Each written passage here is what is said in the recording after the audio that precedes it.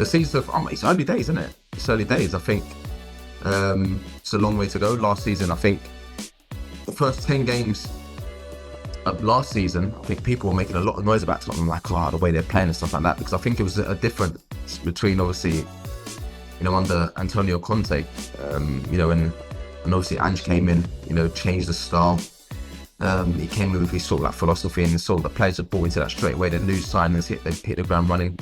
And this season, it's not been the same start, but at the same time, I do feel like it's still early days in that, and it's a long season, but I wouldn't say it's been the same start as last season. And when you look at the United game, you saw signs there that it's a team going in the right direction. But I think it's been sort of like that, to be honest. Even from the first game, I think the first game was against Leicester, wasn't it? During the obviously Newcastle lost to Newcastle, and then so it's been sort of like stop-start season really so far. And then you got obviously the international break now, and then got some big games, after that, coming up now. Well, if that's how he feels, that's how he feels, isn't it? So, do you know what I mean? If the manager's going to come out and say, the second season I'll win stuff, then we'll see what happens.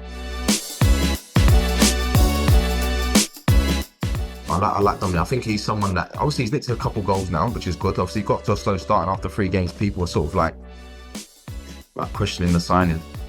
But I think it's just part and parcel of football, really. I mean, every player's had it. If you're not playing well, then people gonna come for you. If you're playing well, then everyone loves you. So it's just part and parcel. I think for him, he just needs to just focus on playing well, focus on improving. He just got back in the England squad, which is good. I know he didn't get any minutes, but just to be amongst it is good, because obviously you've got Ivan Toney's gone to Saudi, so there's a space there. And obviously you've got Harry Kane, Ollie Watkins will always be involved. So I think for him, just focus on goals, focus on playing well and improving, and keep himself in and around that England squad. And then I don't know, hopefully, but I did say that he'll come good, he'll score goals, because the way Tottenham play, they create a lot of chances. It's just up to him to take them. I think it's up to him. I don't feel like he's, from what I've seen and obviously his interviews and that, he's not really come out screaming about it, has he? He's not really come out saying, I know managers, you have to sort of like be diplomatic, and you don't sort of necessarily have to come out and be like, I want the job. But I think, I like Lee Carsley, because I think the job that he did with 21 is an amazing job. Of course, the senior levels are different. It's a different level, a different ball game. But at the same time, I think he's got that sort of that pedigree. He's done well with the 21s. I actually met Lee Carsley last year in one of my courses. Like, we sat down with him for like a couple of hours, a few ex-players, just to pick his brain, him and Gareth and that. And he really impressed me, to be honest. Really cool guy. He's not really interested in all the media stuff and that. He just wants to get on the grass and coach. His journey is amazing. When he first started, actually, he said when he first started coaching, he was really honest, and he knew he had to improve. He used to go to colleges and coach. He did as much coaching as he could to improve. So he's someone that wants to obviously get better and better. And I think he's really honest, actually, because he actually said about, obviously, did he say something about the team deserves a manager that's obviously an experienced manager? And I can imagine, listen, there's not many managers that will come out and say that, because at the minute he's the England manager, whether it's interim or whatever it is, you're the England manager at the minute. So for him to come out and say that, and for him being honest, I think you have to respect it. So it's hard because when you look at the first game he played with, obviously like a false 9, then people are like, okay, yeah, but you need a number 9. And then in the Euros it was like, how do we fit all these like Saka, Palmer, Foden, Bellingham, how do we get all our best players on the pitch? It's so difficult. So the fact that the first game obviously against Greece didn't work with a false 9, obviously years before Spain done it and won the Euros with the players that they had, but it's a different kind of football. The way they're brought up on that tiki-taka football, just keeping possession and stuff like that. I think in England it's a different way of playing. We play on the front foot, more intensity, we attack front, but so obviously it didn't work. He tried. I think you have to try things. It didn't work, and obviously game last night, obviously Harry Kane played, and obviously Ollie Watkins coming off, and I thought made a difference. He runs in beyond, he's so dynamic, and he gets shot at the pitch and stuff like that. So he's got. I mean, it's a manager's dream. When you've got those sort of like options, it's a dream for the manager and that. But listen, this is why the managers get the big money, because at the end of the day, when you've got all these best players and that, you have to find a way to get them in. You have to find a sort of like a formation or whatever to sort of like get the best players on the pitch. It's not easy. Yeah, but it's quite interesting because there was an evening with Gareth Southgate about a month ago in London. Obviously, I was lucky enough to have been there, and I spoke to him after, and I just, and he just said, what, I just want to just sort of like just chill, spend some time with the family. Let's see what happens in that. And then obviously the other day he come out and said within the next year he's not going to coach. But I do feel like the vibe I get of Gareth at the minute is that he just wants to just try and switch off really, and just try and recoup, like just like get that energy levels back, because mentally, even physically, to be fair, when you're an England manager, so much pressure. And he did it for a long time. So I think for him, I think if he wants to sort of like have a year or two out where we can sort of actually reflect, recharge the batteries and that, and then after that, he's going to have loads of options. Really, I think West Ham, I think they're sort of like similar to Tottenham, really. Had a stop-start season, caught win at home, and then, I did the game against Chelsea, win at home on the Premier League show, and I thought that was a really disappointing performance from West Ham. And then they got a good win at home, and then I think if Tottenham need a win, to be honest, really need a win.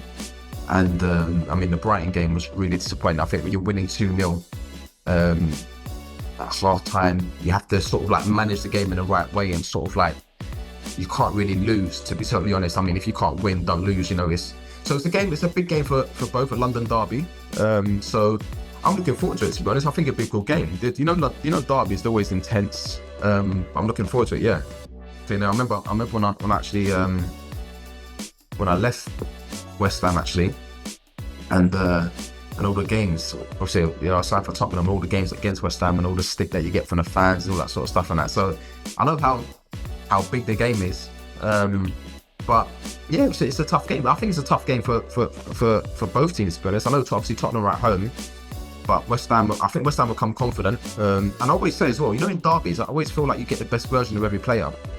It's like you find a little bit extra in the derby, because it means so much to the fans, and it's a special game. So I'm looking forward to that one. It'll be a good game.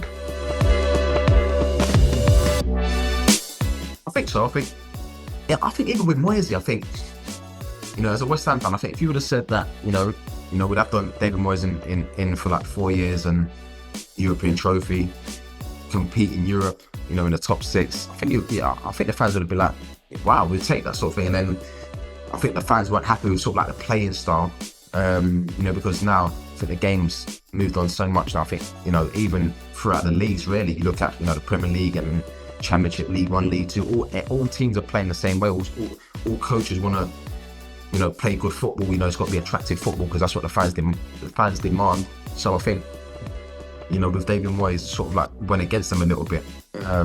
I wouldn't say they were playing long ball, but at the same time, the fans weren't happy with the playing style and decided to sort of like get rid of Moyes. And then Lopetegui's gone in there, and it's been a stop-start season for him.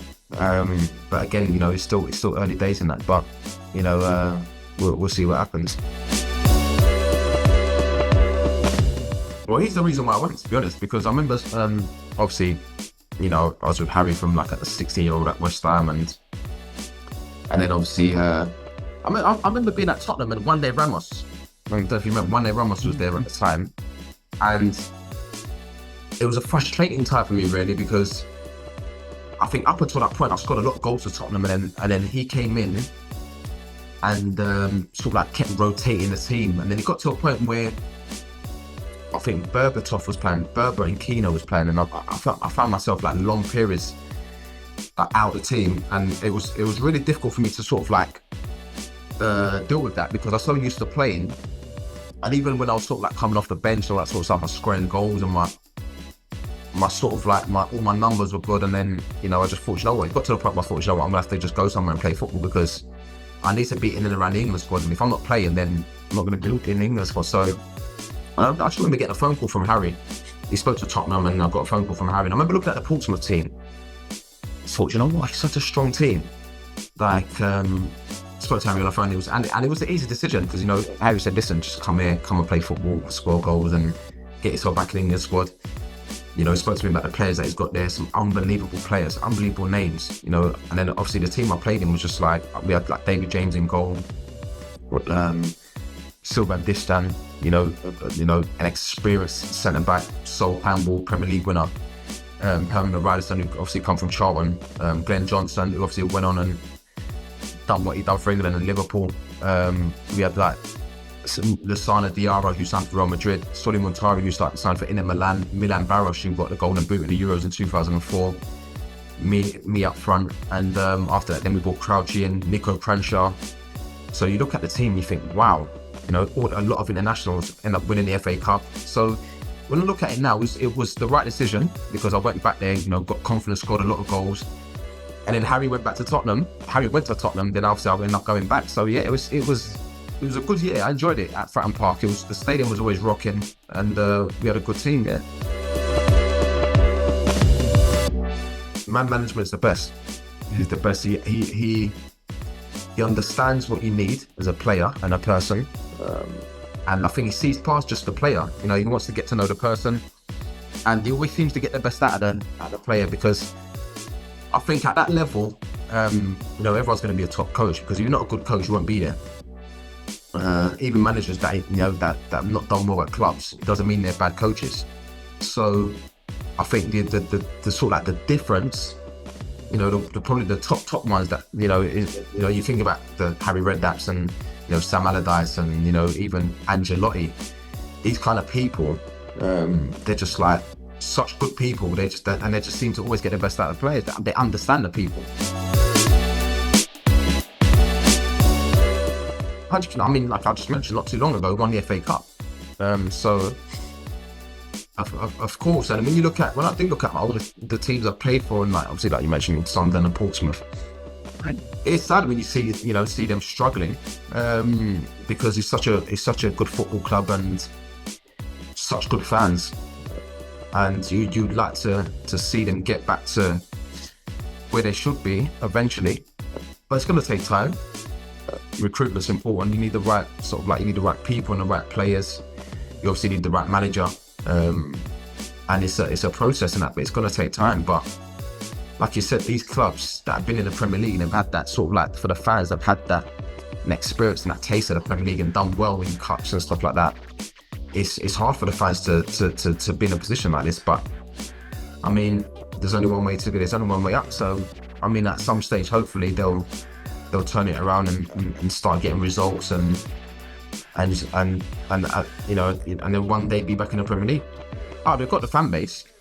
They've got the, and you know what, Fratton Park, and even when I remember even being a Tottenham player and going to Fratton Park, it was always one of those difficult grounds to go and play football. You know, it was tight, a lot of noise.